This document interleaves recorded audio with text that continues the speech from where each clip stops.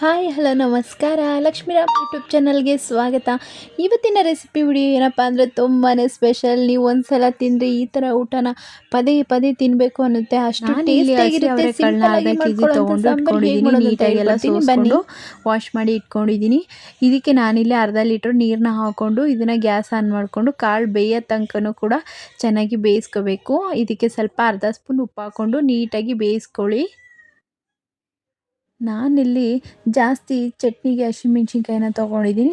ನಿಮ್ಗೆ ಎಷ್ಟು ಬೇಕೋ ಅಷ್ಟು ತೊಗೊಳ್ಳಿ. ಇಲ್ಲಿ ನಾನು 2 ಟೊಮೊಟೊನ ತೊಗೊಂಡಿದ್ದೀನಿ. ಇಲ್ಲಿ ನಾನು 2 ಟೊಮೊಟೊನ ಹಾಕೋತಾ ಇದ್ದೀನಿ. ಜೊತೆಗೆ ಹಸಿಮೆಣ್ಸಿನ್ಕಾಯಿ ಒಂದು 15 ಹಾಕೋತಾ ಇದ್ದೀನಿ. ಅದನ್ನು ಕೂಡ ಬೇಯಿಸ್ಕೊತೀನಿ. ಆವಾಗಲೇ ನಾವು ಕಾಳೆಲ್ಲ ಚೆನ್ನಾಗಿ ಬೇಯಕ್ಕಿಟ್ಟಿದ್ವಿ. ನೋಡಿ ಕಾಳು ಯಾವ ಥರ ಬೆಂದಿದೆ ಅಂತ ನಿಮಗೆ ಗೊತ್ತಾಗ್ತಿದೆ. ಈ ಥರ ಚೆನ್ನಾಗಿ ಬೇಯಬೇಕು.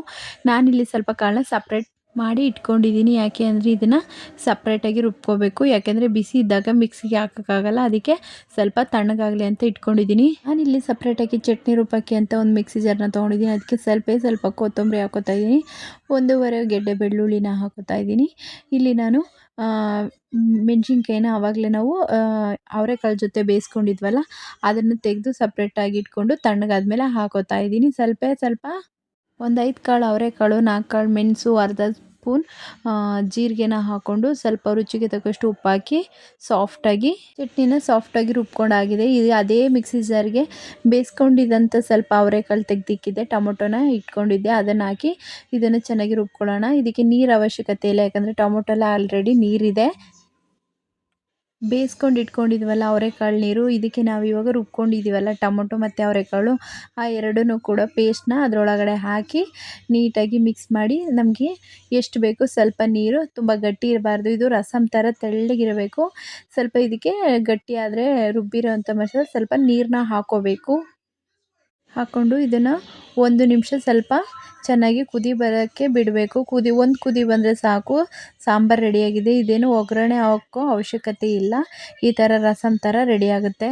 ಸಿಂಪಲ್ಲಾಗಿ ಹೇಗೆ ಮಾಡೋದು ಅಂತ ನಿಮಗೆ ಹೇಳ್ಕೊಟ್ಟಿದ್ದೀನಿ. ಇದು ಕೆಮ್ಮು, ನೆಗಡಿ, ಶೀತಗೆ ಮಳೆಗಾಲದಲ್ಲಿ ಮತ್ತು ಚಳಿಗಾಲದಲ್ಲಿ, ಬೇಸಿಗೆಗಾಲದಲ್ಲೂ ಕೂಡ ತುಂಬಾ ಫೇವ್ರೇಟು. ಯಾಕೆಂದರೆ ಕೆಲವ್ರಿಗೆ ಜ್ವರ ಕೆಮ್ಮು ಬಂದು ಬಾಯಿ ಕೆಟ್ಟೋಗಿರುತ್ತೆ, ಡಸ್ಟ್ ಅಲರ್ಜಿ ಆಗಿರುತ್ತೆ, ಅಂಥವ್ರಿಗೆ ಈ ಥರ ಸಾಂಬಾರು ಮಾಡ್ಕೊಂಡು ತಿನ್ನೋದ್ರಿಂದ ತುಂಬಾ ಟೇಸ್ಟ್ ಕೊಡುತ್ತೆ. ಒಂದ್ಸಲ ಆದರೂ ಮನೇಲಿ ಟ್ರೈ ಮಾಡಿ ಅಂತ ಹೇಳ್ತಾ, ಹೇಗಿತ್ತು ಅಂತ ನನಗೆ ಕಮೆಂಟಲ್ಲಿ ತಿಳಿಸಿ. ಈ ವಿಡಿಯೋನ ಇಲ್ಲಿಗೆ ಮುಗಿಸ್ತಾ ಇದ್ದೀನಿ. ದಯವಿಟ್ಟು ನೋಡೋರೆಲ್ಲ ಸಬ್ಸ್ಕ್ರೈಬ್ ಬಟನ್ನ ಕ್ಲಿಕ್ ಮಾಡಿ, ಲೈಕ್ ಮಾಡಿ, ಶೇರ್ ಮಾಡಿ ಅಂತ ಈ ವಿಡಿಯೋ ಇಲ್ಲಿಗೆ ಮುಗಿಸ್ತಾ ಇದ್ದೀನಿ. ನೆಕ್ಸ್ಟ್ ವಿಡಿಯೋದಲ್ಲಿ ಕಾಯ್ತಾ ಇರಿ, ನಾನು ನಿಮಗೆ ಸಿಗ್ತೀನಿ. ಬಾಯ್ ಬಾಯ್.